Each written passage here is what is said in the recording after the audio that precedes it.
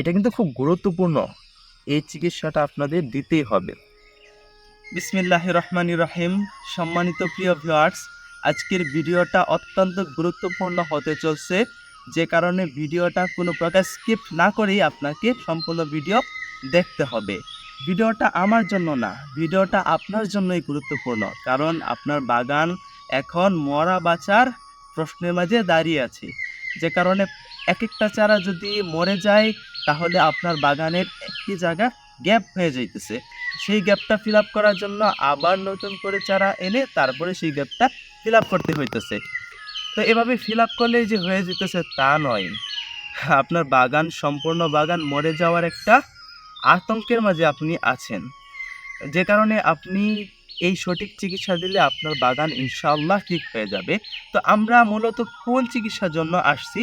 যে চিকিৎসা হইল যে চারার এই মাঝ বরাবর থেকে পচে যায়, এখান থেকে পচে যায়, মানে প্রথমে কালো দাগ হয়, দাগ হয়ে তারপরে চারাটা হেলে, মানে বোঝা যায় না যে চারাটা নষ্ট হয়েছে। আগা ভালো থাকে, গোড়া ভালো থাকে, কিন্তু মাঝখান থেকে পচে যায়। এটা খুব, মানে সারা বাংলাদেশ নিয়ে এই রোগটা ছড়ায় গেছে বললেই চলে। তো এই রোগের জন্য আমরা প্রথমেই নিয়ে এসেছি ম্যানকোজেব প্লাস মেটালাক্সিল গ্রুপের ঔষধ। মনে রাখবেন, গ্রুপটা খুব জরুরি, ম্যানকোজেব প্লাস মেটালাক্সিল। তো এই গ্রুপের রিডোমিল গোল্ড, এটা হলো একটা কোম্পানির ওষুধের নাম, মানে এই গ্রুপের ওষুধের নাম। আপনারা অন্য কোম্পানির ওষুধও ইউজ করতে পারেন, কিন্তু গ্রুপটা হলো ম্যানকোজেব প্লাস মেটালাক্সিল। এটা প্রতি লিটার পানিতে 2 গ্রাম পরিমাণ ওষুধ মিশিয়ে তারপরে আপনারা গাছের মাঝে ব্যবহার করবেন। আগা থেকে গোড়া পর্যন্ত সুন্দর করে ভিজিয়ে দিবেন।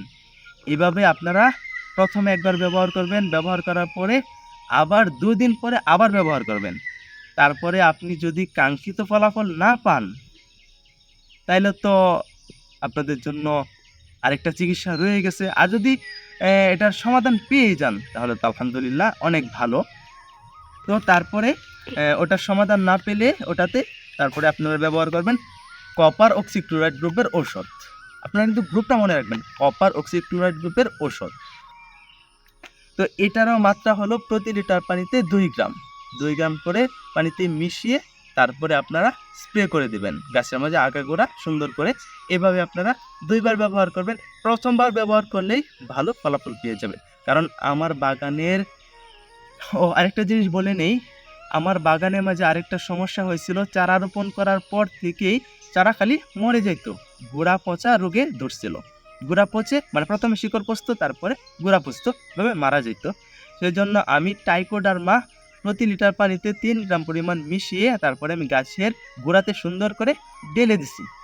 ব্যাস, হয়ে গেছে। আমার গোড়া পচার যে সমস্যাটা ছিল সেটা সমাধান হয়ে গেছে। এর আগের ভিডিওতে কিন্তু আমি এটা একেবারে হাতে কলমে আপনাদেরকে সুন্দর করে দেখিয়ে দিয়েছি। তো ইতিমধ্যে এই চিকিৎসাটা আমরা বলে ফেলেছি, আপনারা এই চিকিৎসাটা দিবেন, গাছ ইনশাআল্লাহ আর মরবে না। আমার বাগানেও অনেকগুলো গাছ মরছে, যে কারণে আমি প্রথমে এই চিকিৎসাটা দিয়েই নাই। পরে দেখছি যে না, বাগান তো আস্তে আস্তে পুরো ধ্বংসের দিকে চলে যাইতেছে। তখন আমি চিকিৎসাটা দেওয়ার পরে আলহামদুলিল্লাহ এখন আমার বাগান সুস্থ অবস্থায় আছে, নতুন করে আর এই রোগে ধরছে না। এখন আমি যে জিনিসটা দেখাইতেছি এটা অত্যন্ত গুরুত্বপূর্ণ। হ্যাঁ, দেখেন, বাগানের মাঝে, আপনাদের বাগানের মাঝে চারা যদি এরকম হয়ে যায় তাহলে এটার জন্য কি চিকিৎসা দিবেন? মানে ওষুধ এইগুলাই কিন্তু একটু নিয়ম ভিন্ন। আপনি ভিন্ন স্টাইলে এই ওষুধটা ব্যবহার করলে এই সমস্যা ইনশাল্লাহ সমাধান হয়ে যাবে। কিন্তু এটা মনে রাখবেন, যে গাছটা হেলে পড়ে গেছে, মানে এই দাগ হওয়ার পরে হেলে পড়ে গেছে, ওই গাছ কিন্তু আর রিকভারি করবে না। আর যে গাছটা এখনও দাঁড়িয়ে আছে সেই গাছটা কিন্তু রিকভারি করবে। সেটার জন্য আপনারা কি করবেন? সেটার জন্য আপনারা এইভাবে হ্যামোক্সিটা নেবেন, মানে কপার অক্সিক্লোরাইড। তো আমরা কপার অক্সিক্লোরাইডটা এভাবে কেটে নিতেছি। তো এটা নেওয়ার পরে মানে আপনারা একটু আন্দাজ করবেন যে আপনাদের বাগানে কয়টা গাছের এরকম সমস্যা হয়েছে। যতটা গাছের সমস্যা হয়েছে ততটা গাছের একটা আন্দাজ করে এভাবে ওষুধটা নেবেন। তো আমার এখানে 2টা গাছের এরকম সমস্যা হয়েছে, তো এই জন্য আমরা এভাবে নিয়ে নিচ্ছি। এভাবে নেওয়ার পরে পানিগুলা এভাবে দিয়ে এটাকে আমরা এইভাবে ঘন করে গুলে নিতেছি। এটা কিন্তু খুব গুরুত্বপূর্ণ, এই চিকিৎসাটা আপনাদের দিতেই হবে। আর মনে রাখবেন, গাছ যদি আপনাদের ছোট হয়ে থাকে তাহলে একটু পাতলা করে গুলবেন।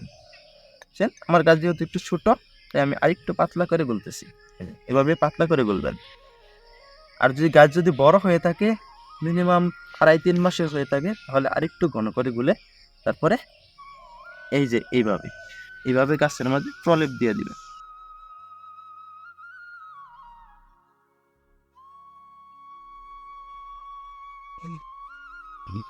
ভিউয়ার্স, আজকের মধ্যে এখানে ভিডিওটা শেষ করছি।